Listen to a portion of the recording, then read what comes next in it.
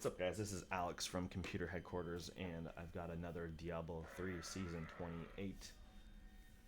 I guess you'd call it your level 1 to 70 journey update video. It sounds like there are a lot of other people out there that really enjoy this part of the game, which is the first day of the season start, and not even just the first day, but like that first couple hours. Maybe it's 1 hour, maybe it's two, when you're grinding to level 70 as fast as you can, and you had your whole plan and you're trying to execute, and you're, it used to be like, what rolls are you going to get from Kadala on your blood shards, and are you going to get your minus level requirements weapons and all that stuff. And that old stuff is a lot different now because of this whole Altar of Rights stuff. So you guys, man, I can't believe how many people participated in the comments section in my last two videos I've made, and I've learned a bunch of things on both of them. And so there are some new updates, and thank you to the people that pointed these things out to me.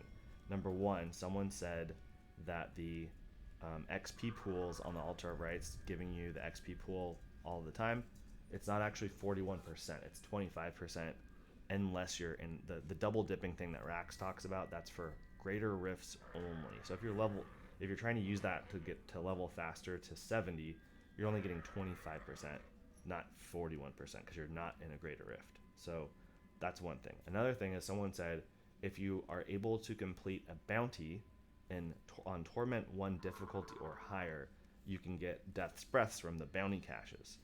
I was skeptical. I asked the guy, does that apply to level 1, or does that start at a certain level where you can get the Death's Breaths?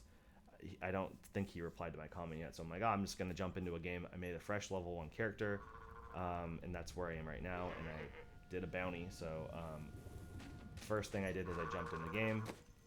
If this was you simulating what I did, you would jump in the game, you'd go to your followers, you would sell your Scoundrel's weapon and your Templar's shield and weapon for mats, for usable parts, so that you can level up your Altar of Rights to level 1. Apparently, if you're playing anyone basically other than the Demon Hunter, you might want to not touch our Enchantress until level 11 and then steal her weapon. Apparently it gets super OP at level 11. I didn't know about that either. But then you and your group, hopefully you're in a group, you guys are going to split up the bounty and do it as fast as possible. I was level 1, and I did the whole Act 2 here by myself. You can see I did 1, 2, 3, 4, 5 the bounty things, quests, and so I finished the whole thing to get the cash. And I purposely looked for a kill ZK game, because I know that's the easiest bounty possible, and plus I get some yellows right away to wear on my character. So anyway, I found that one of those games. I went over to the blacksmith. I still have the no level requirements thing at my altar, because this is my PTR account I've already played on. So I was able to craft a crazy level bow just to test the theory, right? If this was you, let's say you're in a full group and no one's selling their cash, I think you could still do this, but you would need to have people doing enough damage to do the bounties on Torment 1. So I will test that later. But if you do have one person carrying your group, you can definitely do this. I mean, they're going to have their stuff all leveled up anyway, and maybe they're just going to carry you and you're just going to stand in the game and not do anything until he levels you guys. But if you guys want to participate, then this is what you would be doing probably, is you are going to go no level requirements, unlike what I said in the last game, because you can get that Death's Breath, because you can do a bounty in about 5 minutes with your full group. And here's what my bounty cash dropped. All this stuff, including one Death's Breath, and there was 160,000 gold. Also worth noting, I was literally level 1 when I started the bounties, and I'm level 25. The XP on Torment 1 was insane. I mean, I think I spent 15 minutes doing one bounty and got to level 25. That's pretty fast leveling. I had an OP weapon. I think this is a level 50 weapon or 55 weapon. So that helps to make it go quick, but that's also reasonable to think that you could have done something better, in fact, if you had a full group. And even a full group with no one selling their bounty cash, I think you could have done better than I did it, theoretically. But I'll test that some more. I think I touched on the 3 things I really wanted to touch on. It was the bounty can drop the Death's Breath, sorry. The follower weapon thing, the Enchantress can apparently give you a better follower weapon, and then no level requirements probably is better than the XP pool, because the XP pool is only 25%, which is still good, but I just don't think it's as a big of a deal as I thought it was before. I think being able to use whatever weapons you want is going to be very helpful, and knowing that you can get all that gold out of a bounty to the blacksmith and leveling to 25 per. I did that in 15 minutes. Maybe just doing bounties to level 70 is the thing to do now, especially with the kill streak thing. I don't know. We're gonna do more testing. I will get back to you on that. But for anyone that wants to know what the Hadrig's gift is going to be, let's take a look here.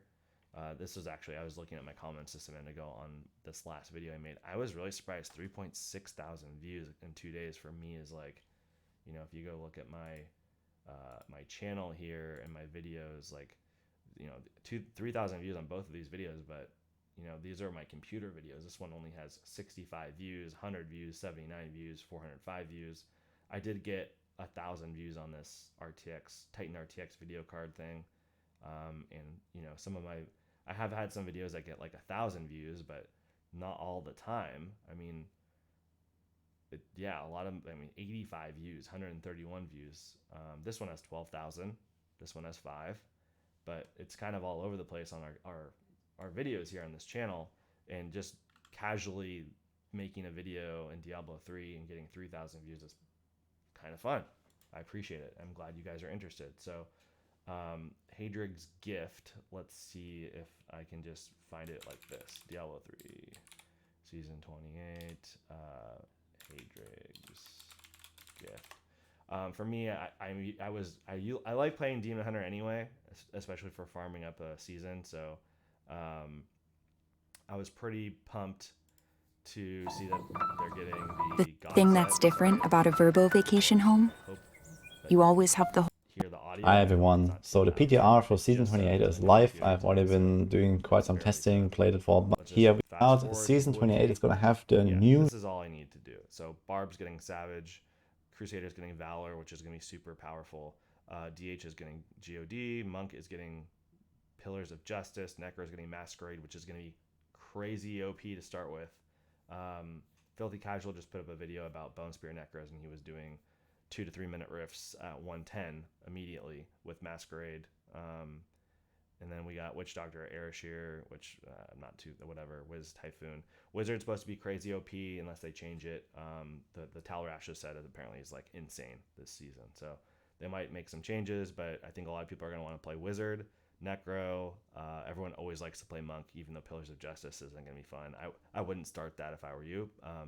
But DH God, it sounds amazing. They buffed it a little bit, so that's going to be great. And then Crusader Valor set. If you guys have ever played Valor, I know Crusader doesn't get a lot of love, but it's insanely fast and fun. Especially that, like, if you just want to have a key farmer, it's probably the best key farmer. You just are riding your horse the whole time, and everything just melts on the screen. You could just be watching TV and clicking. You don't even have to look at the screen, basically. Drax likes to talk about the brain dead build on the DH. The Valor Crusader is probably the biggest brain dead build of all time, and it's fun.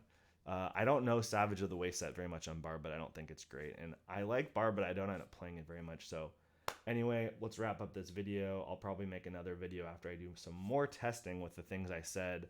I'll do some more level testing with some actual people in the game with me to see how fast we can get bounties done, and how the diminishing returns start coming. I got to level 25 just not even trying, right? Is getting to 70 on the bounties a good thing to do, or should we do like 2 bounties and then maybe switch to Temple of the Firstborn? Should we throw getting the cube into the middle of that? I also forgot to say this, you probably noticed this, but I randomly got a gold wrap and a squirts necklace off of the same blue pack as I was going to 25, so that's pretty awesome. And if you get a squirts, you might want to go get the cube, because you could just wear it, but getting the cube to put the squirts into the cube would be a pretty big deal if you're able to. So that's about it. I will see you guys in the next video.